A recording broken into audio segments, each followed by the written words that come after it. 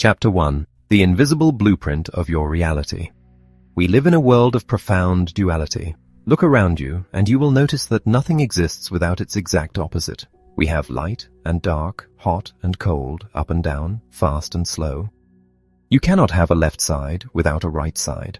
It is a fundamental law of nature. Consequently, it stands to reason that just as there are outer laws of money, the mechanics of business, the strategies of investment, the knowledge of market trends, there must also be inner laws of money. Most of us spend our entire lives chasing the outer laws. We study the markets, we memorize the mechanics of commerce, and we work ourselves to the point of absolute exhaustion. Yet, having the finest tools in the world means absolutely nothing if the person wielding those tools lacks the inner foundation to use them masterfully. It is simply not enough to find yourself in the right place at the right time. You must be the right person, in the right place, at the right time. Take a moment to truly examine the people moving through the world around you. You will inevitably notice a fascinating and sometimes frustrating phenomenon. You will see individuals who seem to possess every conceivable advantage. They have brilliant ideas, they are handed golden opportunities, they secure immense capital, and yet they somehow manage to watch it all turn to dust. They start strong, the trajectory looks promising, and then things mysteriously sour. On the surface, they will tell you it was a downturn in the economy, a treacherous business partner, or just a streak of terribly bad luck. They will point to 1,000 external reasons for their failure, but beneath the surface, a very different story is unfolding. The harsh reality is that the vast majority of people simply do not have the internal emotional and psychological capacity to create and, more importantly, to hold on to significant amounts of wealth. When sudden pressure, unexpected challenges or massive sums of money are introduced into their lives, their internal systems overload and collapse. Think about the classic story of the lottery winner. It is a tale told in every culture across every generation. An ordinary person struggling to make ends meet suddenly finds themselves in possession of tens of crores of rupees. It is a windfall that should secure their family's lineage for centuries. Yet research consistently shows that regardless of the staggering size of their winnings, the vast majority of these individuals will eventually, almost inevitably, return to their original financial state.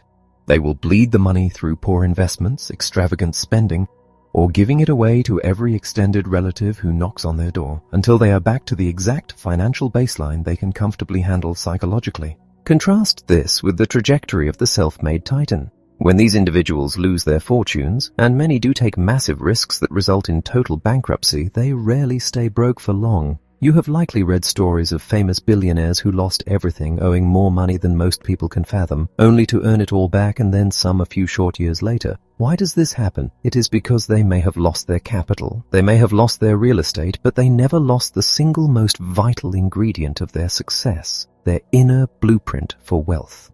Their internal financial thermostat is permanently set to abundance. If a titan's net worth suddenly drops to a mere few million rupees, they would feel utterly destitute because their internal expectation, their normal operating temperature, is set for billions.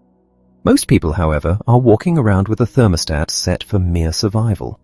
Some are set for a modest level of comfort, and some are stubbornly set below zero, constantly freezing in a state of financial panic, entirely unaware of why their teeth are always chattering. To understand this, we must look to nature. Imagine a massive, ancient tree. Let us call this the tree of life. On this tree, there are fruits, which represent our results in life. When we look at our own tree, we often find ourselves deeply dissatisfied with the fruits. We look at our bank accounts, our debts, our lack of assets, and we complain that the fruits are too small, too bitter, or simply not abundant enough. So, what is our natural human instinct? We focus entirely on the fruits. We obsess over the results. We stare at the empty bank balance and stress over the physical numbers. But think about the farmer tending to his orchard. If a farmer is unhappy with the quality of his apples, he does not go out with a can of red paint and try to color the apples to make them look better. He does not try to tape new, healthier apples onto the dying branches. The farmer knows that to change the fruit, he must drop his gaze to the dirt, he must go underground, he must tend to the seeds and nourish the roots. It is what is under the ground that creates what is above the ground. It is the invisible that creates the visible. If you wish to change the fruits of your life, you cannot simply manipulate the fruits that are already hanging on the branches. You must dig deep into the soil of your mind and alter the roots. Many pragmatic individuals will argue that seeing is believing. They only trust the hard numbers they can touch and calculate. But ask yourself this. Do you doubt the existence of electricity simply because you cannot see the current running through the wires in your walls? You cannot hold electricity in your hands, yet you implicitly trust its power every time you switch on a light, and you would certainly respect its invisible force if you were to carelessly touch a live wire. The invisible forces in this world are infinitely more powerful than the visible ones. When we ignore the roots, our lives feel like a constant, uphill battle.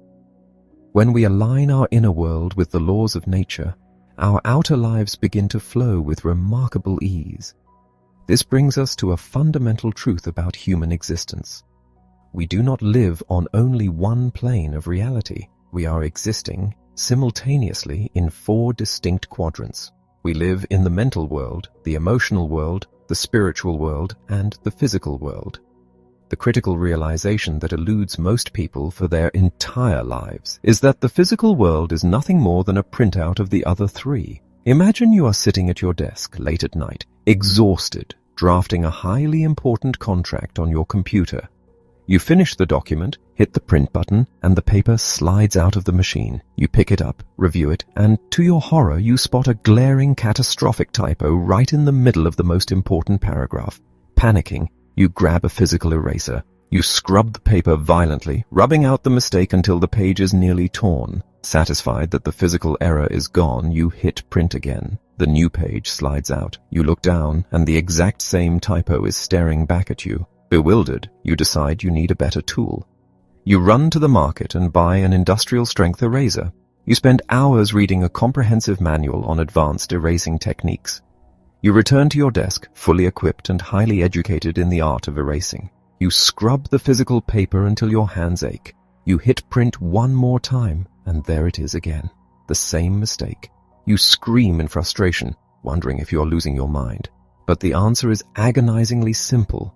The problem cannot be solved on the printout. The error does not live in the physical world. The error lives in the software, in the invisible code of the program itself. Money is a printout. Wealth is a printout. Health is a printout. Illness is a printout.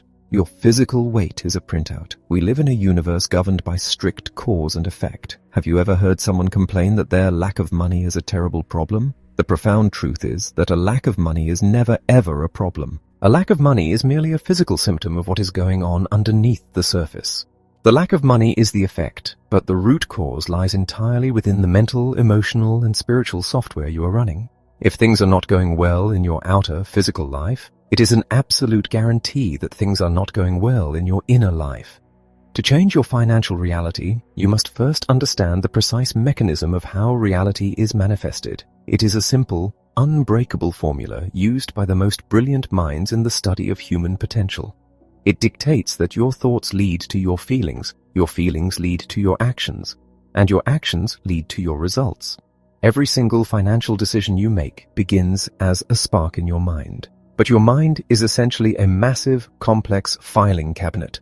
Whenever you are faced with a choice, whether to save 1,000 rupees, whether to invest in a new venture, whether to buy an expensive item you do not truly need, your brain instantly searches the specific file labeled money to tell you how to respond. If the files stored in that cabinet are filled with information that supports wealth and abundance, you will naturally, automatically generate thoughts that lead to empowering feelings, which in turn drive you to take calculated, confident actions. The result will be success.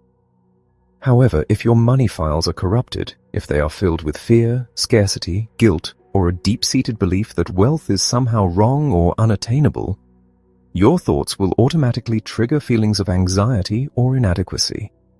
Those toxic feelings will paralyze you, causing you to take the wrong actions, or worse, to take no action at all. The inevitable result is financial struggle. The decisions will feel logical and perfectly sensible to you at the time because your mind is operating exactly as it was programmed to operate. You will feel completely justified in your poor choices, unaware that the software running your life is fundamentally flawed. Therefore, the only way to permanently alter your financial printout is to rewrite the code. You must trace the results back to the actions back to the feelings, and the feelings back to the originating thoughts. And to change those thoughts, you must understand exactly how those files were installed in your mental cabinet in the first place. You must confront the programming you received when you were too young to question it. You must examine the invisible blueprint that was drawn for you by others, and you must find the courage to tear it up and design a new one. Chapter 2. Breaking the chains of past conditioning. Imagine for a moment that your mind is a grand echoing hall. For your entire life you have been sitting in the center of this hall, listening to a chorus of voices echoing off the walls, giving you instructions, issuing warnings, and telling you exactly how the world works. You have always assumed these voices belong to you.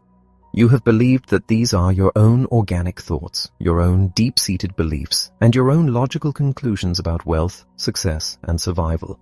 But the most jarring, liberating realization you will ever have is this. Almost none of the voices in your head originally belonged to you. They are echoes of the past. You were not born with an attitude about money. You were not born knowing what a rupee was, let alone how to feel about earning, saving, or spending it.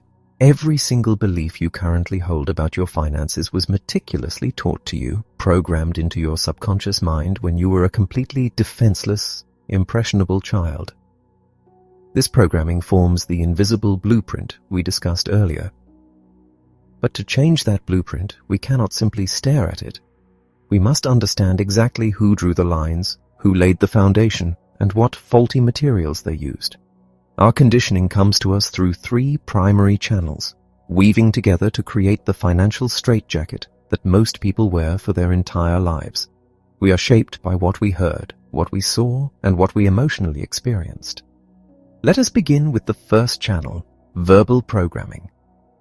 Think back to the ambient noise of your childhood home. What were the phrases, the mantras, the passing comments about money that floated through the air during dinner or during stressful moments at the end of the month? Did you hear that money is the root of all evil? Did you hear that the rich are greedy, ruthless, and entirely devoid of morals? Perhaps you heard more subtle, yet equally destructive phrases. We cannot afford that. Money does not grow on trees. You have to work yourself to the bone just to survive. Consider a young child, perhaps 7 or 8 years old, excitedly asking their father for a new toy or a special treat at the local market. The father, burdened by the crushing weight of hidden debts and a stagnant career, snaps. He raises his voice, his face flushed with exhaustion and anxiety, and yells, "Do you think I am made of money? Do you think life is just handed to you? I break my back every single day just to put food on this table, and you want to throw it away on useless garbage?" The child freezes. In that single, terrifying moment, the child does not comprehend the complex macroeconomic pressures on the father. The child only learns a harsh, unshakable equation. Money equals anger. Wanting money equals being a bad, selfish person. Asking for abundance causes pain to the people I love. When that child grows into an adult, those words are still playing on a continuous, subconscious loop. Even if they consciously desire wealth, their inner programming links having money to being a source of pain and conflict. And here is a universal truth of the human mind. Whenever logic and deep-seated emotion go to war, emotion will win every single time. The adult will unconsciously sabotage their own career, refuse promotions, or squander their earnings just to avoid the deep subconscious guilt of becoming the greedy person their father despised. The second channel of our conditioning is even more insidious because it is entirely silent. It is the power of modeling. As children, we are brilliant, observant sponges. We learn how to navigate the world not just by what we are told, but by obsessively watching how our parents or guardians behave. We look at them as the ultimate authorities, the gods of our tiny universes. When it comes to managing finances, the old adage is painfully true: the apple rarely falls far from the tree. You will generally find that you automatically mirror the financial habits of one or both of your parents, or, depending on your level of childhood resentment, you will rebel and become their exact opposite. Imagine a young woman who grew up watching her mother hoard every single rupee. The mother lived in a constant state of terror regarding the future, always preparing for a disastrous, rainy day. She bought the cheapest, lowest quality goods, refused to ever celebrate a milestone, and treated spending as a mortal sin. The daughter absorbs this environment. She grows up, enters the corporate world, and through sheer brilliance begins earning lakhs of rupees every month. She is objectively wealthy, yet she lives in a tiny, dilapidated apartment. She wears shoes with holes in the soles. She lies awake at night paralyzed by the fear that she will lose her job tomorrow and end up destitute.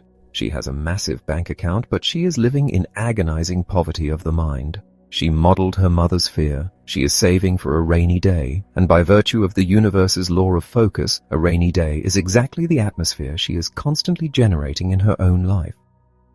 Alternatively, consider the rebel. A boy grows up in a household where his parents are entirely irresponsible with money, constantly drowning in debt and fighting bitterly over unpaid bills. The boy is humiliated by the chaos. He vows with a burning, righteous anger that he will never be like them. He grows up and attacks the business world with a ferocious, unrelenting aggression. He works 20 hours a day, steps over competitors, and eventually builds a staggering empire. He is rich, but is he happy? Absolutely not, because the root of his wealth is anger. The fuel in his engine is resentment. In his mind, money and anger are inextricably linked. The wealthier he becomes, the more stressed, volatile, and angry he feels. Eventually, his exhausted spirit decides it wants peace, and because his mind links his wealth to his rage, his subconscious decides that the only way to find peace is to get rid of the money. He makes disastrous investments, divorces disastrously, or gambles it away. He attempts to cure the anger by throwing away the wealth, fundamentally misunderstanding that money was never the root of his pain. The unresolved childhood rebellion was. Money cannot solve an emotional wound, it can only magnify it. This brings us to the third and perhaps most potent form of conditioning, specific incidents. These are the highly emotional, deeply traumatic, or intensely joyful experiences you had around money when you were young. These specific moments serve as heavy anchors, dropping to the bottom of your subconscious and holding your financial ship in place no matter how hard the winds of your conscious ambition blow.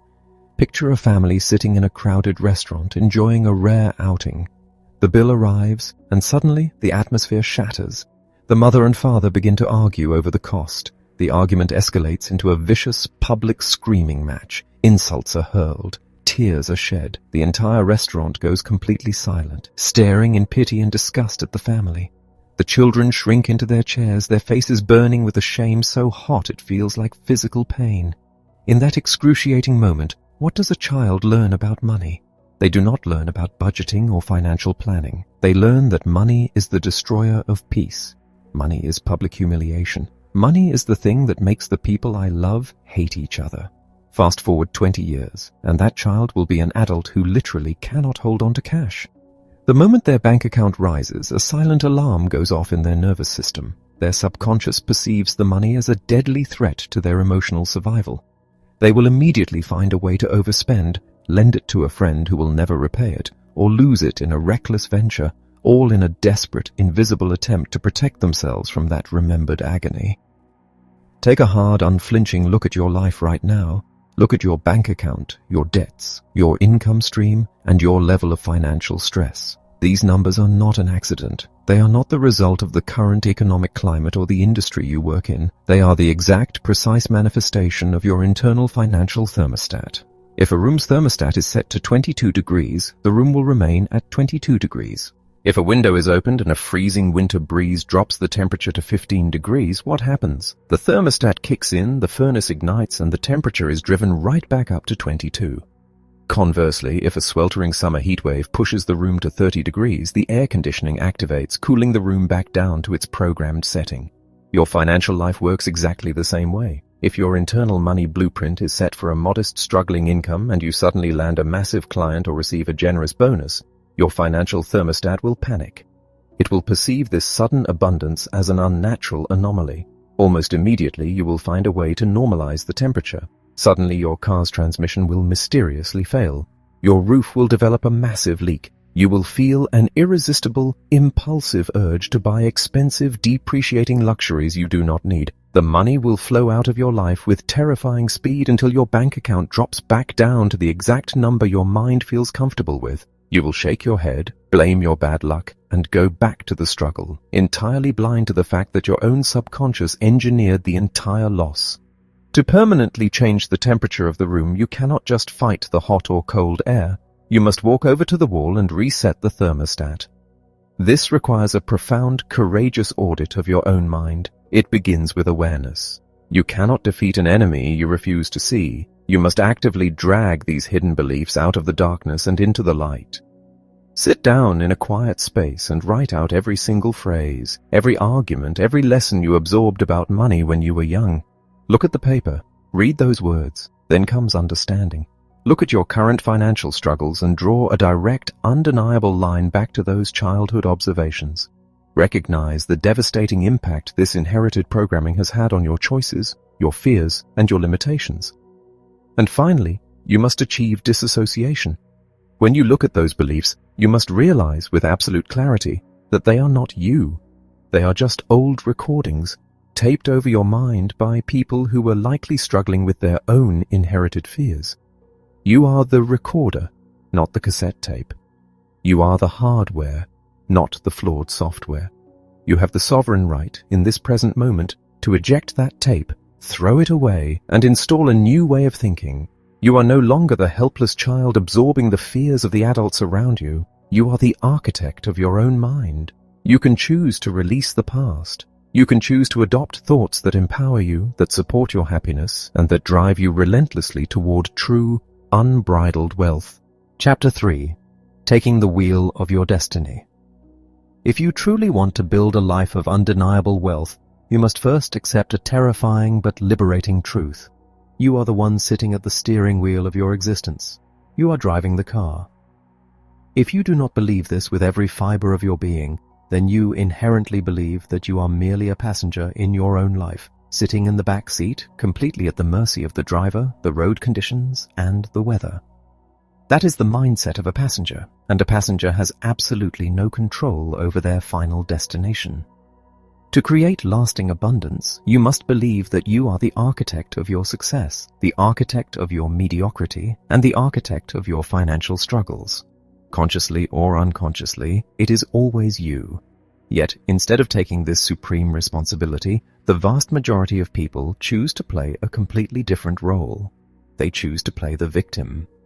Notice that I say they play the role of the victim, because nobody is born a victim. People assume this character because they subconsciously believe it yields them some sort of twisted reward, usually in the form of attention or sympathy. When you play this role, your predominant internal broadcast is, "Poor me." And because the universe is a flawless mirror returning to you exactly what you project, poor is exactly what you become. You can always spot someone deeply entrenched in the victim role because they consistently leave 3 glaring clues. The first clue is the blame game. The objective of this tragic game is to see how many people and circumstances you can point a finger at without ever once looking in the mirror. Victims blame the national economy, they blame the government's tax policies, they blame the stock market, they blame their employers, their employees, their spouses, their parents, and even the divine. It is always someone else's fault.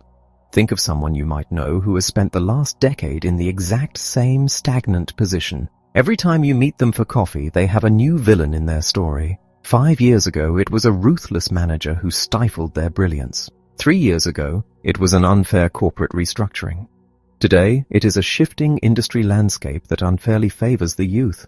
They speak with immense passion and conviction about these external forces, crafting an elaborate, impenetrable fortress of excuses. They spend immense cognitive energy defending their lack of progress, energy that could have been used to actually build an empire. By constantly blaming external forces, they surrender all their personal power. They hand the keys to their life over to the very people and institutions they despise. The second clue of the victim is justification. If they are not actively blaming someone, they are rationalizing their financial struggle by declaring that money is not truly important.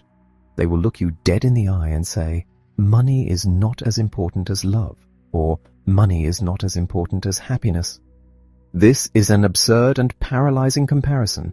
It is exactly like saying your left arm is not as important as your right leg. Both are vital, but they serve entirely different functions.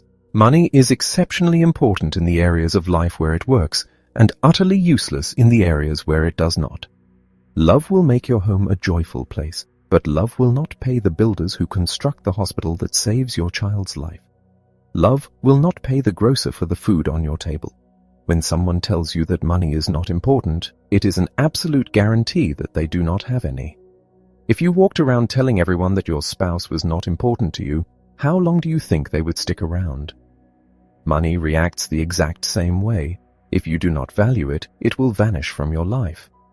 The third, and perhaps most toxic clue of the victim, is complaining. Complaining is the absolute worst possible activity you can engage in for your financial and physical health. There is a universal law that states whatever you focus on will expand. When you are complaining, what are you focusing on? You are hyper-focusing on everything that is wrong with your life. You are isolating every flaw, every injustice, and every frustration, and you are amplifying them through your words. Because you are focusing entirely on the negative, you become a living, breathing magnet for disaster. Have you ever noticed how the people who complain the most seem to have the most agonizingly difficult lives? They attract chaos. They step in the puddles, their cars break down on the busiest intersections, and their investments predictably tank. They will tell you, "Of course I complain. Look at how terrible my life is." But the reality is the exact opposite. Their life is terrible because they complain. You must guard your energy ruthlessly. When you catch yourself complaining, even silently in your own head, you must visualize yourself dragging a blade across your own financial throat. You are actively killing your own prosperity. You must take absolute ownership. There is no such thing as a truly wealthy victim. You can either be a victim, desperately craving the fleeting comfort of sympathy, or you can be wealthy, but you cannot be both. Once you have taken the steering wheel, you must decide how you are going to drive. Most people, tragically, play the game of money on defense rather than offense. Their primary driving intention is sheer survival and safety. If you were to walk onto a football pitch and play the entire match strictly on defense, huddled around your own goalpost, terrified of conceding a point, what are your chances of actually winning the game? They are infinitesimally small. Yet this is exactly how the masses approach their finances. The ultimate goal of the poor is simply to have enough to pay the bills on time. And because intention is a powerful, literal force, that is exactly what they manifest. Just enough to pay the bills and not a single rupee more. The middle class takes a slightly different approach, aiming for a word that is perhaps the most dangerous in the human vocabulary: comfortable. They just want to be comfortable. But let me be perfectly clear, there is a monumental chasm between being comfortable and being truly wealthy. Think about the experience of going out to dinner when your goal is simply to be comfortable. You sit down in a decent, moderately priced restaurant. Before you even register what you are in the mood to eat, your eyes automatically dart to the right-hand side of the menu. You scan the prices first. You mentally filter out anything above a certain number. You see a beautiful exotic dish, but your eyes shift to the right and your heart sinks. You quickly rationalize that you are not actually that hungry, or that you really just have a craving for the standard safe paneer or chicken dish that you order every single week. When you are merely comfortable, you never allow your eyes to drift to the bottom of the menu where the market price items live. You are constantly making decisions based on limitation rather than desire. If your ultimate goal in life is to be comfortable, the harsh reality is that you will never become rich. But if you make the uncompromising decision to aim for immense, boundless wealth, the worst-case scenario is that you will end up incredibly comfortable. You must shoot for the stars. Even if you fall short, you will land on the moon. This brings us to the ultimate dividing line: commitment. If you walk down the street and ask 100 random strangers if they want to be rich, every single one of them will look at you as if you are utterly insane and say, "Of course I do." But the truth is, most people do not actually want to be wealthy. Deep in their subconscious files, they hold a terrifying list of reasons why extreme wealth is a dangerous burden. They silently worry, what if I make millions and then lose it all in a humiliating crash? They fret, people will only like me for my money and my friends will resent me. They complain, the government will just take half of it in taxes anyway, so what is the point? Or most commonly, it will just require too much brutal, exhausting work, and I will lose my health and my family in the process.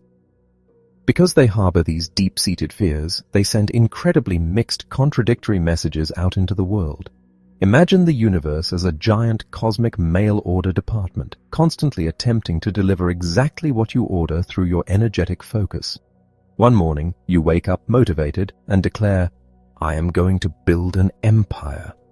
The universe hears this and begins aligning opportunities, potential partners, and brilliant ideas in your path. But that evening you watch the news, see a story about corporate corruption and mutter, "Rich people are all just greedy thieves."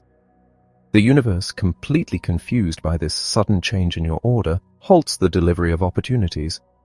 The next day you see a luxury car and think, "Life would be so much sweeter with that kind of money." The universe scrambles to restart the delivery.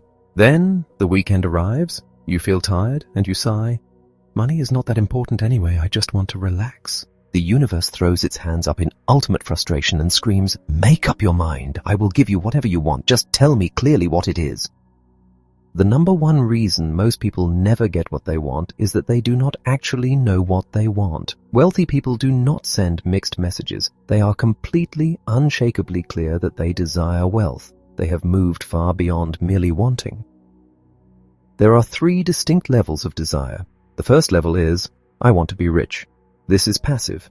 This translates to, "I will gladly take it if it falls directly into my lap while I am sitting on the sofa." Billions of people want wealth. A tiny fraction actually acquire it. The second level is, "I choose to be rich." This implies a conscious decision, taking responsibility and selecting a path. It is far better than merely wanting, but it is still not enough. The third and final level is, "I commit to being rich."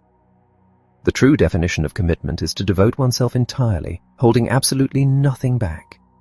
It means operating with a mentality where failure is not a viable option. It is the path of the warrior. I will succeed or I will die trying. Imagine a young entrepreneur who has struggled for 5 years, barely keeping their small business afloat. They have wanted success and they have chosen to work for themselves. But they still take weekends off to drink with friends, they sleep in when it rains, and they avoid making the terrifying high-stakes calls to major investors because it makes them uncomfortable. They have a long list of conditions and limits on what they are willing to endure. Then, one day, they reach a breaking point. They look at their aging parents, they look at their dwindling bank account, and a profound, permanent shift occurs in their soul. They commit. They sell their television. They cancel their subscriptions. They begin waking up at 4 in the morning to study market trends before the sun rises. They are willing to work 16-hour days, 7 days a week. They are willing to sacrifice their hobbies, their casual social life, and their need for instant gratification. They put every last rupee they have and all their energy into their vision with absolutely zero guarantee of a return. They burn the ships. They remove all conditions. They are willing to do whatever it takes, for as long as it takes. When you cross that threshold into true, unreserved commitment, something miraculous happens. Providence moves. The universe stops testing you and starts supporting you. Unforeseen incidents, chance meetings, and massive material assistance suddenly materialize in your life. Things that you could never have orchestrated through pure logic suddenly fall perfectly into place. But none of that magic happens. None of those doors open until you firmly grab the steering wheel, press your foot entirely down on the accelerator, and commit with every ounce of your being. Chapter 4. The Scale of Your Vision. There is an unbreakable law of economics that governs the flow of wealth in our world, and it is startling in its simplicity. You will be paid in direct proportion to the value you deliver to the marketplace. Value is not a mysterious, arbitrary concept. It is determined by 4 very specific factors: supply, demand, quality, and quantity. For the vast majority of people struggling to build a meaningful fortune, the first 3 factors are not the issue. They have a good product, there is a market for it, and they do quality work. The factor that traps almost everyone in a life of financial mediocrity is the 4th one: quantity. How much of your value are you actually delivering to the world? How many people do you truly serve or affect? Imagine 2 brilliant tailors living in the same city. Both possess exceptional skill, both use the finest fabrics, and both are in high demand. The first tailor opens a small boutique. He insists on taking every measurement himself, cutting every pattern himself, and sewing every stitch himself. He works grueling 14-hour days, but because he is limited by his own 2 hands, he can only serve perhaps 10 clients a month. He makes a decent, respectable living. The second tailor, possessing the exact same skill, decides to scale his vision. He opens a factory. He trains 50 apprentices to replicate his exact cutting and sewing techniques. He standardizes the process, creating a system that allows his designs to be produced flawlessly without his physical presence at the sewing machine. He serves 10,000 clients a month. The first tailor makes a living. The second tailor builds an empire. The question you must ask yourself is this: how do you want to play the game? Do you want to play in the minor leagues or the major leagues? Do you want to affect the lives of 10 people or 10,000 people? Most people actively, consciously choose to play small. They shrink their vision until it fits comfortably inside the tiny box of their insecurities. They do this primarily out of fear. They are paralyzed by the fear of failure, terrified of stepping onto a larger stage where their mistakes will be highly visible. And surprisingly, they are often even more terrified of success, fearing the pressure, the expectations, and the massive responsibility that comes with managing an empire. They also play small because they feel small. They feel entirely unworthy, convincing themselves that they are not smart enough, connected enough, or important enough to make a massive dent in the universe. But this is a tragic misunderstanding of your purpose.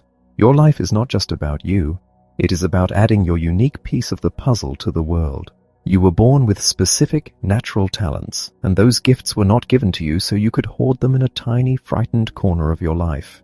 They were given to you to be shared with the absolute maximum number of people possible. Shrinking your ambitions so that other people will not feel insecure around you is not an act of humility. It is an act of supreme selfishness. When you decide to play a massive game, to solve problems for thousands or millions of people, extreme wealth becomes the natural, inevitable byproduct of your expansive service. To scale your vision, you must violently shift the lens through which you view the world. A mind destined for poverty constantly, obsessively scans the horizon for obstacles. It looks at every opportunity and immediately asks, what if this completely fails? It focuses entirely on the potential for loss, the risks involved, and the immense difficulty of the task.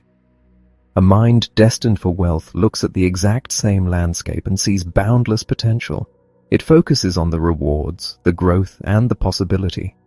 Its default operating system is, this will work because I am going to make it work. This does not mean that successful people take blind, foolish risks. They take deeply educated risks. They conduct their research, they gather the necessary facts, and then they make a decisive move. But here is the critical difference. They do not spend their entire lives in the preparation phase.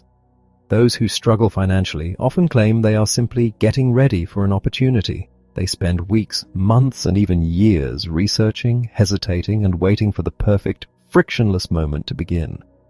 By the time they finally feel ready, the market has shifted, the opportunity has vanished, and someone else has already made a fortune.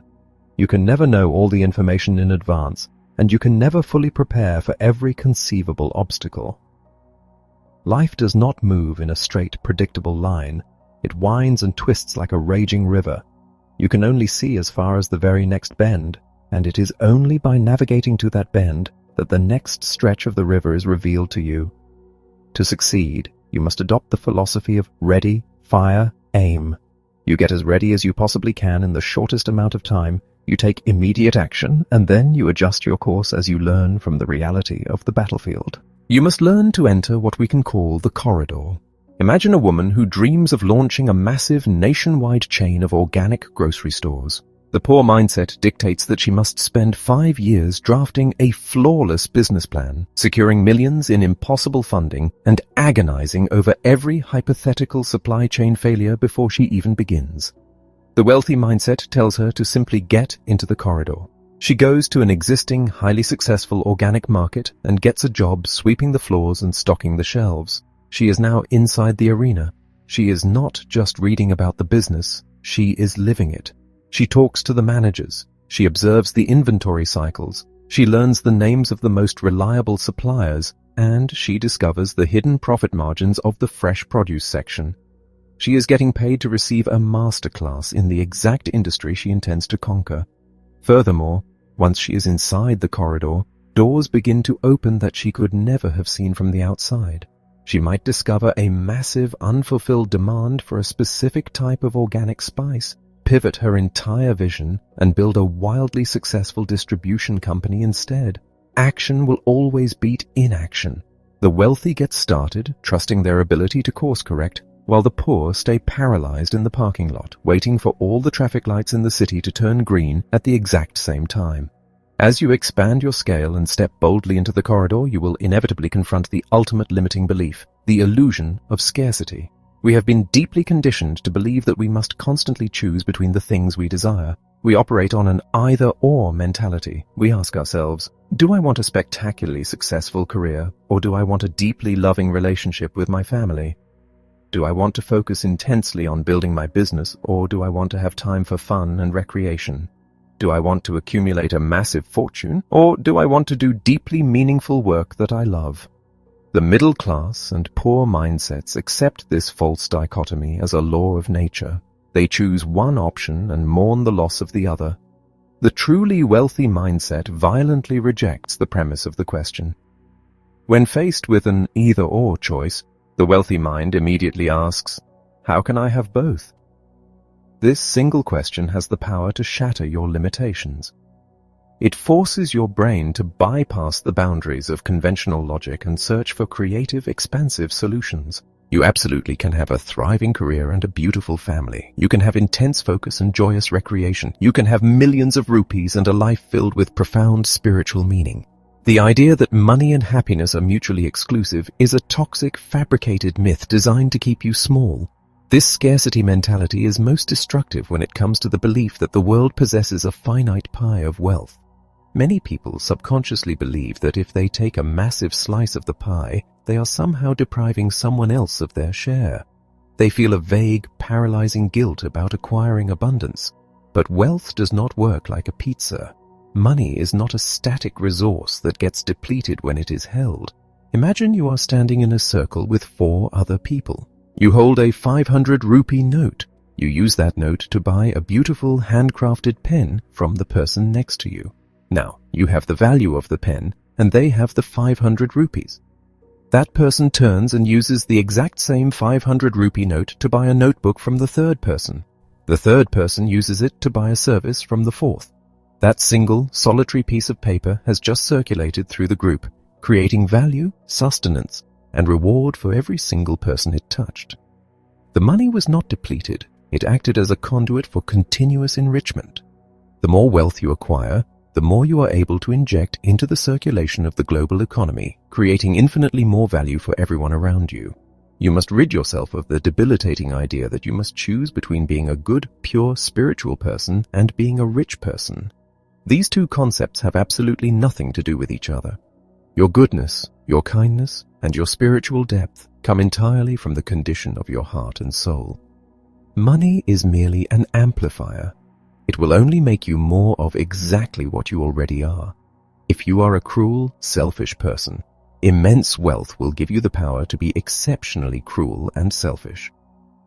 If you are a kind, generous, and loving person, immense wealth will provide you with the resources to spread that kindness and generosity on a global scale. Refusing to acquire wealth out of a misplaced sense of spiritual superiority is not noble. It is a tragic waste of your potential to do good in this world. Demand both. Expand your vision until it terrifies you. Step fearlessly into the corridor of action and embrace the infinite abundance that is waiting to be claimed. Chapter 5. The Energy of Association. There is an invisible currency that dictates the trajectory of your life long before a single rupee ever changes hands. It is the currency of energy. You have undoubtedly experienced this phenomenon. You have walked into a room and felt an immediate suffocating heaviness, as if the air itself were thick with tension. Conversely, you have sat next to certain individuals who simply radiate a quiet magnetic power, leaving you feeling inspired and deeply energized after just a few moments of conversation. Wealth is not merely a mechanical process of numbers and spreadsheets. It is an energetic frequency. And one of the most profound barriers separating the wealthy from the struggling masses is how they interact with that frequency when they encounter it in others. Let us explore a deeply uncomfortable truth about human nature. Imagine you are standing on a bustling, dusty street corner in the heart of the city. The traffic is dense, the heat is oppressive, and everyone around you is hurrying to their jobs, their minds weighed down by the stress of survival. Suddenly, a pristine, custom-ordered luxury sedan glides silently through the chaos. It is a masterpiece of engineering, representing tens of millions of rupees. As it passes, pay close attention to the murmurs and the facial expressions of the crowd. You will rarely hear genuine admiration. Instead, you will catch the sharp whispers of resentment. Someone will mutter that the driver must be a corrupt politician or a ruthless businessman who built his fortune on the backs of the poor. Another will scoff at the blatant display of ego. They will look at this manifestation of extreme wealth with a mixture of intense jealousy and visceral disgust. This reaction is common, and it is absolute financial suicide. You must understand a fundamental psychological law. You can never, ever become that which you deeply despise. It is a psychological impossibility. If you harbor a subconscious belief that wealthy people are inherently bad, greedy, or morally corrupt, and you simultaneously desire to be a good moral person, your own mind will ensure that you never accumulate wealth. Your subconscious will protect your identity as a good person by actively repelling any opportunity that might place you in the category of the greedy rich. The belief that poverty equates to purity is one of the most destructive myths ever sold to humanity. There is absolutely nothing pious about being unable to pay for your child's education. There is nothing spiritually elevated about lying awake at night, consumed by the terror of a medical emergency you cannot afford. You can be an extraordinarily kind, deeply spiritual, and profoundly generous human being, and you can simultaneously be staggeringly, unapologetically wealthy. In fact, acquiring wealth allows you to amplify your goodness on a scale that poverty simply prohibits. Money does not change your core character. It merely acts as a powerful magnifying glass, amplifying exactly what is already inside your heart. If you are a generous person without money, immense wealth will simply allow you to build hospitals and fund scholarships. To shatter the toxic habit of resentment, you must adopt a beautiful philosophy from ancient traditions. You must learn to actively bless that which you want. This is a profound energetic shift. The next time you see a magnificent estate behind wrought iron gates, do not let your mind slip into envy. Stop, take a breath, and consciously send a blessing to the owner of that home. Bless their success, bless their family, and bless the walls of their sanctuary. When you see someone driving your dream car, bless them and bless the vehicle. When you see a family enjoying a life of total freedom and joy, bless them. By replacing resentment with admiration, you are sending a clear, resonant signal to your own subconscious and to the universe that you welcome this level of abundance. You are breaking down the psychological barriers that keep you separated from your desires. This energetic dynamic extends far beyond how we view strangers in luxury cars. It dictates the very company we keep. Think about the 5 people you spend the majority of your time with. You will invariably find that your income, your ambition, and your overall outlook on life represent a near-perfect average of those 5 individuals. We are highly porous creatures, constantly absorbing the attitudes and expectations of our immediate environment. Those who achieve massive financial success possess a completely different relationship with the success of others. They do not view another person's triumph as a threat or an injustice. Instead, they view it as a blueprint. When a truly wealthy-minded individual encounters someone who has achieved a level of success they desire, they do not mock them or try to tear them down. They study them. They seek to understand how they think, how they operate, and what specific strategies they employed. They recognize that success leaves clues. Their internal dialogue is not, "they must have been lucky." Their internal dialogue is, "if they can do it, I can absolutely do it too." They are deeply grateful that someone else has already cleared the brush, navigated the pitfalls, and carved a path through the jungle, because it means they do not have to reinvent the wheel. They simply have to model the behavior, the mindset, and the actions of the master. But what happens when you decide you want to grow, to build an empire, to change your financial destiny, and the people closest to you, perhaps your lifelong friends or even your spouse, refuse to grow with you? This is one of the most agonizing transitions on the journey to wealth. You come home energized, brimming with new ideas and bold ambitions, and you are met with cynical sighs, sarcastic comments, and a litany of reasons why your dreams are foolish. They tell you to be realistic. They remind you of your past failures. They try to pull you back down into the comforting, familiar misery of the status quo. The immediate temptation is to try to save them. You want to drag them to seminars, force them to read books, and desperately try to inject your newfound enthusiasm into their veins. You must resist this urge. It is not your job to fundamentally change negative people.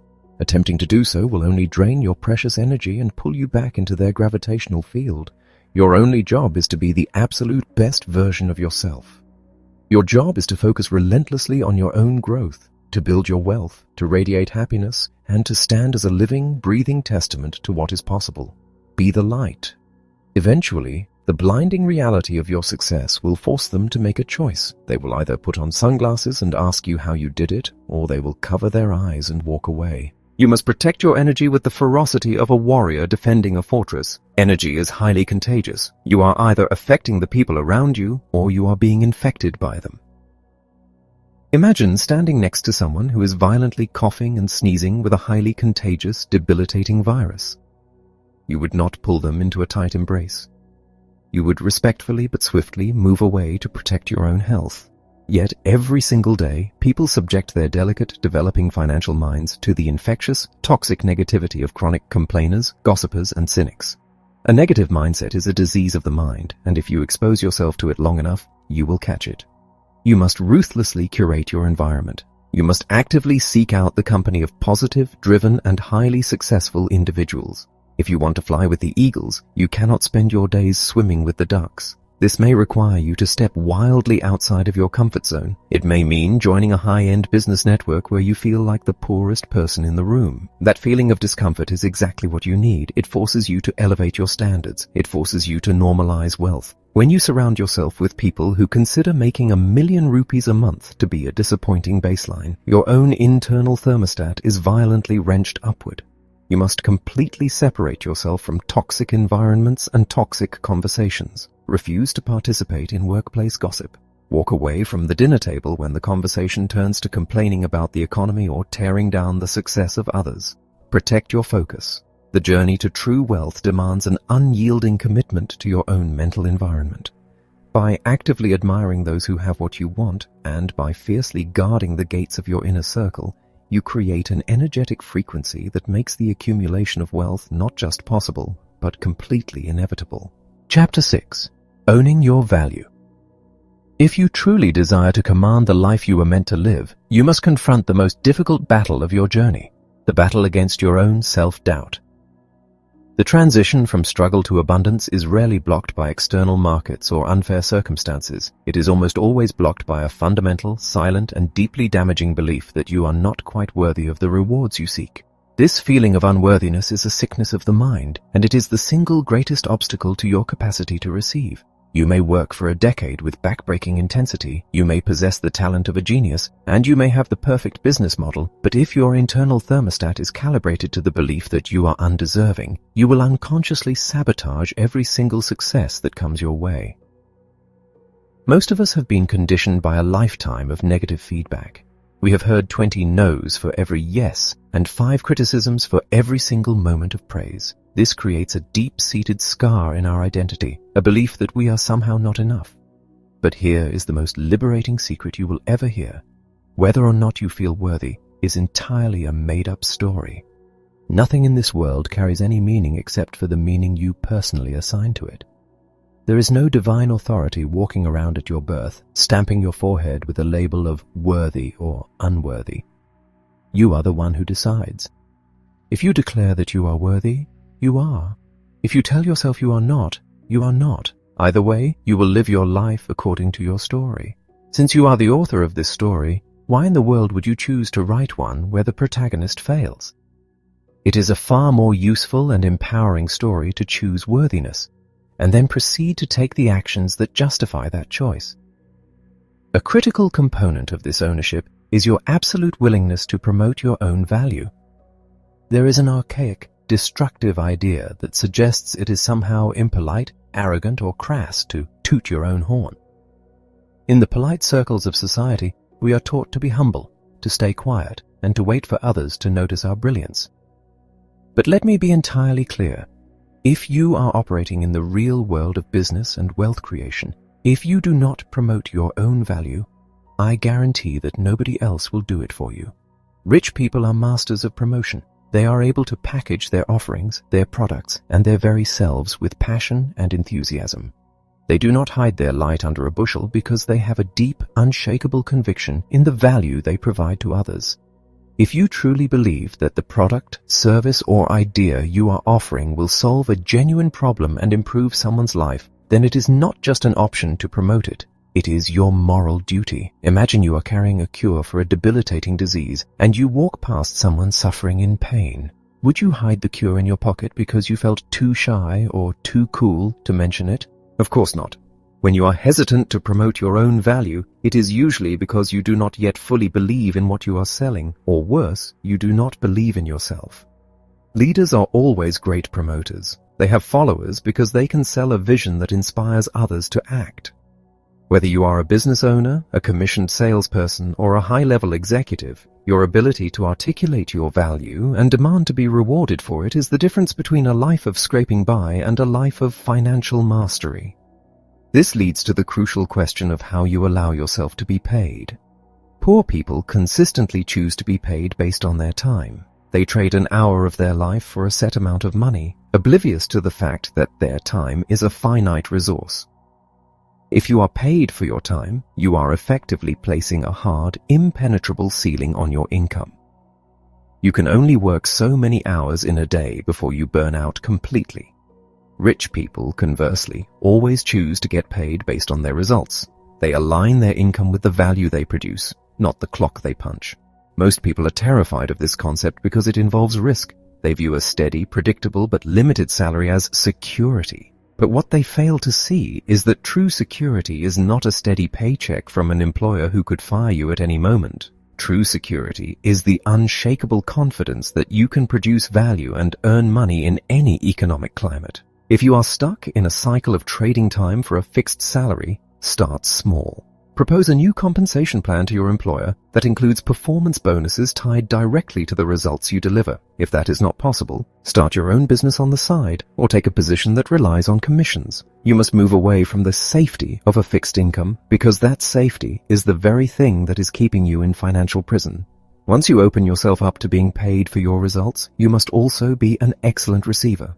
You must be able to accept the rewards of your labor without the instinctive, defensive urge to deflect them. When someone pays you for a job well done, or when someone offers you a sincere compliment, do not return it immediately, do not minimize your contribution, and do not apologize. Simply look them in the eye and say, "Thank you." Fully own the value you have provided. When you deflect praise or payment, you are subconsciously telling the universe that you are not comfortable with abundance, and the universe will happily oblige by sending less of it your way. Every time you receive money, whether it is a paycheck, a business profit, or even loose change found on the ground, celebrate it with enthusiasm. Declare that you are a magnet for money and express genuine gratitude. By being a joyful and willing receiver, you are training yourself to inhabit a state of abundance, and your life will naturally begin to fill that space. Chapter 7. Conquering the Inevitable Obstacles. The journey to profound financial success is never a flat, paved road. It is a trek through wild, unpredictable territory filled with detours, steep climbs, and sudden, jagged obstacles. Most people spend their lives frantically scanning the horizon, desperately attempting to avoid these challenges entirely. They treat problems like a fatal contagion, running the moment a difficulty arises. The devastating irony is that in their desperate, lifelong quest to eliminate all problems, they inherit the ultimate problem, a life of mediocrity, struggle, and financial limitation. Wealthy individuals understand a secret that remains hidden from the masses. You should never attempt to get rid of your problems. and you should certainly never shrink away from them. Instead, you must focus entirely on growing yourself until you are physically and mentally larger than any problem you encounter. The size of the problem you are currently facing is never the actual issue. The true issue is the size of you. Imagine you are looking at a problem, perhaps a sudden tax issue or a dip in sales, on a scale of 1 to 10. If you have the internal character of a level 2 person, a level 5 problem will seem gargantuan, all-consuming, and utterly insurmountable. You will feel small, crushed by the weight of it, and your mind will become entirely occupied with the drama of the situation. However, if you dedicate yourself to your own growth and evolve into a level 8 person, that same level 5 problem suddenly shrinks into a minor inconvenience, something to be managed with a quick, decisive phone call. If you continue to evolve and become a level 10 person, that same level 5 problem effectively ceases to exist. It doesn't even register as a hurdle in your daily flow. It is simply a task to be checked off, no different than brushing your teeth. Problems will never disappear as long as you are breathing. Therefore, if you are currently facing a massive, life-altering problem, it is an undeniable signal that you are being a small person in that area of your life. Do not be fooled by the external drama. Pointing to the economy or the market is a distraction. The reality is that your internal container for handling life has not yet expanded to meet the scale of your ambitions. Stop obsessing over the size of the obstacles and begin obsessing over the size of your own character, your resilience, and your skill. When you possess the mental strength to handle massive challenges, you automatically gain the ability to handle massive businesses, massive responsibilities, and massive wealth. Your capacity to handle money is strictly limited by the capacity of your internal container. If your container is small, you will inevitably lose whatever wealth pours into it because it will simply overflow and spill out. This resilience is forged in the fire of action, especially when that action is taken in the presence of fear. The most popular, yet most destructive lie we tell ourselves is that we must wait until we feel ready or until the fear subsides before we move forward. You can wait for the feeling of fear to disappear for the rest of your life, but you will only be waiting for your own dreams to wither and die. Successful individuals experience the exact same visceral terror, the same gnawing doubt, and the same sleepless worry that you do. The only difference, the only gap between them and the masses, is that they have trained themselves to act despite the fear, not because they have conquered it. You must learn to tame the cobra of fear, not kill it. You must practice the discipline of acting in spite of uncertainty, acting in spite of discomfort, and acting even when you are not in the mood. If you are only ever willing to do what is easy and convenient, your life will inevitably become incredibly hard. Conversely, if you force yourself to do what is difficult and uncomfortable, your life will become easy. Being comfortable is arguably the most dangerous place to be in the entire world because comfort is the state where growth permanently ceases. To grow, you must constantly live at the very edge of your comfort zone, pushing into the territory where you feel nervous, unproven, and out of your depth. Your comfort zone is your wealth zone. By voluntarily choosing discomfort, by speaking to people who intimidate you, by raising your prices, by launching the product before it is perfect, you are physically expanding the boundaries of your world. You are becoming a bigger, more capable vessel. Every time you push through a moment of paralyzing fear and take the action anyway, you are building a new habit of resilience. Eventually, you will reach a state where you are truly unstoppable. When you are unstoppable, you have the ultimate freedom, the freedom of choice. You will have the capacity to choose any path, build any business, and seize any opportunity because you know for an absolute fact that you can handle whatever life throws in your direction. Chapter 8. The Mechanics of Abundance. To master the game of wealth, you must move beyond high-level philosophy and embrace the grounded, practical reality of how you handle your money every single day. The single greatest difference between those who achieve financial freedom and those who remain trapped in a cycle of struggle is not their intelligence or their luck. It is their dedication to money management. Wealthy individuals have developed the habit of managing their money, while those who struggle have developed the habit of mismanaging it. It is a simple, unglamorous truth. You cannot master money if you refuse to manage it. The most destructive lie people tell themselves is, I will start managing my money once I have enough to manage. This is a fundamental reversal of reality. You will never have a large amount to manage until you demonstrate that you can effectively manage the small amount you currently have. The universe follows a strict, impartial rule. Until you prove you can handle what you have already been given, you will not receive any more. The habit of managing your finances is infinitely more important than the actual amount of money currently in your accounts. To build a true foundation of wealth, you must stop viewing your money as a singular monolithic pile. Instead, you must organize your resources into specific buckets with distinct purposes. Start by establishing a financial freedom account. Direct 10% of every rupee you receive, after taxes, straight into this untouchable vault. This money is never, under any circumstances, to be spent. Its singular purpose is to be invested to create passive income streams, the golden eggs that will eventually support your lifestyle. You must treat this account with the same reverence you would treat a sacred trust. However, you must also be realistic about human nature. If you save every single rupee with a crushing, restrictive discipline, your spirit will eventually rebel, leading to impulsive, self-sabotaging spending. Therefore, you must establish a play account, also receiving 10% of your income. The absolute requirement for this account is that it must be entirely emptied every single month. You must find ways to spend this money on extravagant, nurturing experiences that make you feel truly wealthy, whether it is an expensive bottle of wine, a luxury spa treatment, or a weekend getaway. This satisfies your internal need for fun and, crucially, it strengthens your receiving muscle, making you comfortable with the flow of abundance.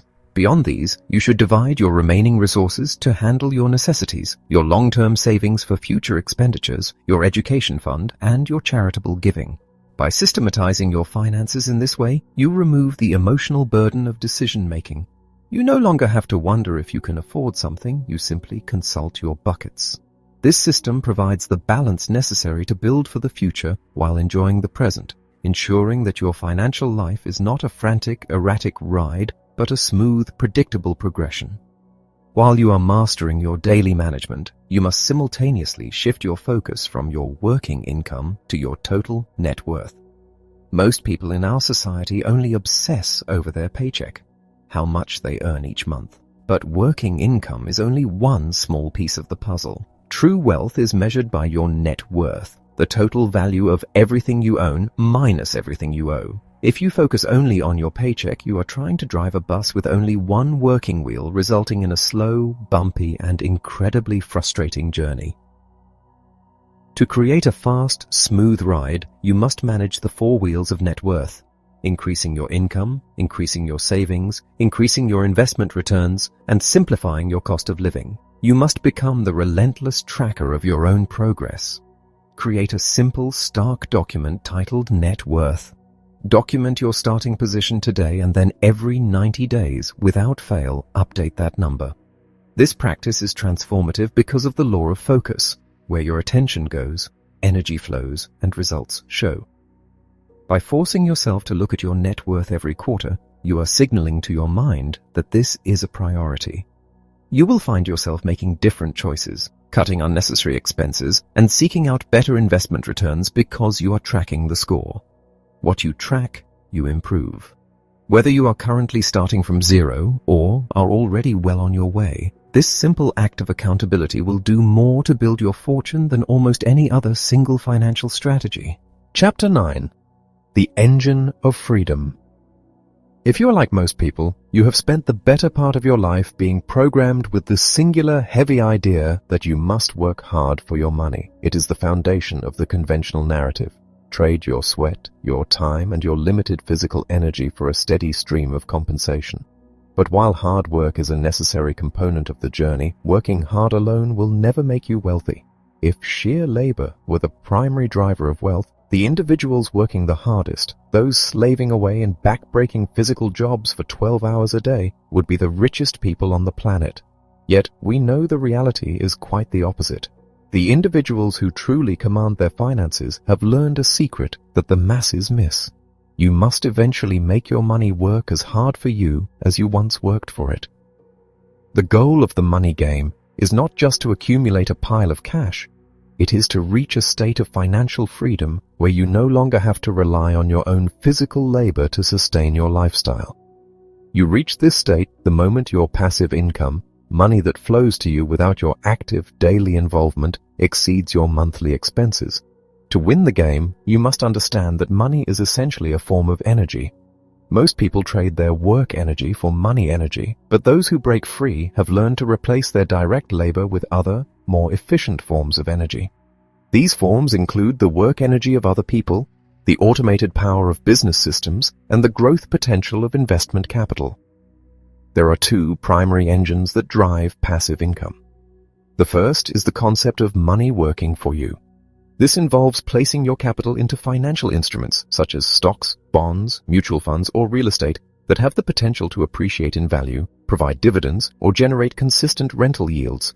When you invest, you are essentially buying a freedom fighter that goes out into the world and earns more for you 24 hours a day without ever needing a vacation, a raise, or a break. The second engine is the concept of businesses working for you. This entails generating ongoing income from assets that operate largely independently of your personal presence. This could be the royalties from a book, a music track, or a piece of software you have created once but which continues to sell indefinitely.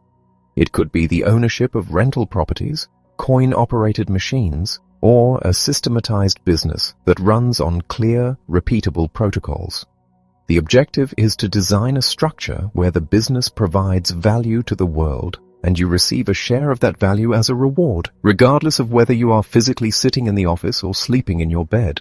Most people struggle to create this passive income for a few predictable reasons, starting with the conditioning they received in their formative years. When you were young and needed money, did anyone tell you to go out and generate passive income? Of course not. You were told to go get a job or go find some work, reinforcing the idea that money must be extracted through direct labor. Because we were never taught the mechanics of passive income in school, and because we never saw it modeled in our homes, we have never given it the focus it deserves. But remember, where your attention goes, energy flows. If you continue to base your career and business choices strictly on maximizing your current paycheck, you will be trapped in the working income cycle forever. You must consciously begin to seek out and build freedom structures that will support you long after your desire to work has faded. This is particularly relevant for those in personal service professions such as consultants, lawyers, or therapists. While these careers are honorable and potentially lucrative, they suffer from a fatal flaw: you are selling your time. Unless you find a way to duplicate or leverage your expertise, perhaps by turning your knowledge into a digital course, licensing your methodology, or building a firm where other people deliver the services, you will be stuck in a career where your income has a hard, impenetrable ceiling. You must view every dollar you currently possess not as a means to buy a temporary pleasure, but as a seed that can be planted in the soil of the marketplace. Poor people trade their seeds for immediate gratification: a fancy dinner, a new gadget, a night out. Wealthy individuals plant their seeds, nurturing them with the knowledge that a single investment dollar today has the potential to grow into $100 and then $1,000 in the future. They are patient. They think in terms of years and decades, not just the next pay cycle. They avoid the crushing burden of purchasing depreciating expenses, things that go down in value the moment they are bought, and instead aggressively collect income-producing assets. This is the ultimate transition. Poor people work hard and spend all their money, leaving them with no choice but to work hard forever. Rich people work hard, save aggressively, and invest that money so they never have to work hard again. You do not have to know everything about the investment world today, but you must start the process of becoming an expert. Read the books, study the magazines, follow the markets, and pick an arena where you can begin to plant your seeds. Your future freedom depends entirely on the seeds you choose to plant today. Chapter 10. The Lifelong Mastery of Growth. The ultimate paradox of success is that the moment you believe you have arrived, you have already begun to move backward. There are 3 of the most dangerous words in the English language that can instantly sabotage your potential. I know that. You must ask yourself a brutal, honest question. If you are not currently living the life of abundance and profound happiness you desire, how can you possibly claim to know everything there is to know about success? If you truly knew it, you would already be living it. The reality is that if you are not where you want to be, there is something fundamental that you do not yet understand. The most successful people in the world are the most voracious learners. They do not possess a sense of arrogance that shields them from new information. They possess an insatiable curiosity. While the masses are content to sit on their old, stagnant knowledge, the wealthy understand that the world is in a state of constant, fluid motion. If you are not continuously growing, you are, by the very laws of nature, dying. The learners will inherit the future, while those who believe they have already learned it all will find themselves exquisitely equipped to live in a world that no longer exists. You can either be right or you can be rich, but you cannot be both. Being right is a trap that forces you to cling to the same patterns, habits, and ways of thinking that have landed you in your current reality. If you want new results, you must be willing to abandon your need to be right and instead commit to being open to new, more effective strategies. This requires a radical shift in your identity. You must move from being a know-it-all to being a learn-it-all. The most expensive thing you can ever afford is ignorance. Investing in your own education is the single highest return investment you will ever make. Do not use the tired excuse that you cannot afford to take a course, buy a book, or hire a coach. If you do not have the resources to invest in your own growth now, you are in a state of emergency, and you need that investment more than anyone else. You must make your own growth a non-negotiable line item in your budget. Remember the secret order of success. Be, do, have. The masses are trapped in a have, do, be cycle, believing that if they only had the money, they could do the things they wanted and then finally be a success. This is completely backward. The true path is to first be the successful person, in character, in mindset, and in discipline. And from that elevated state, you will naturally do the actions necessary to have the wealth. Success is not a static destination. It is a who. It is the person you evolve into throughout the process. This evolution is a learnable skill. You can learn how to be a great investor, you can learn how to be a great communicator, and you can learn how to be a master of your own mind. Every master was once a disaster. Every expert started as an amateur who simply refused to quit. Your current results are merely a snapshot of your past training. They are not a life sentence. As you move forward, you must be ruthlessly selective about who you allow to coach you. Do not take financial advice from people who are just as broke as you are. If you wanted to climb Mount Everest, you would not hire a guide who has never reached the summit. Seek out those who have already achieved the level of mastery you aspire to and model their strategies. Finally, remember that your wealth and your success are not ultimately for you. The true measure of wealth is determined by how much you can give away.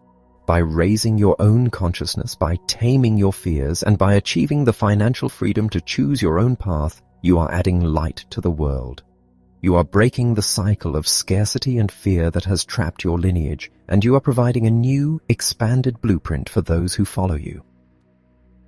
The world does not need more people playing small. It needs you to be the best version of yourself, to create massive abundance, and to use that abundance to elevate the collective consciousness of the planet. Go forth and create, learn, grow, and share. Your journey has only just begun.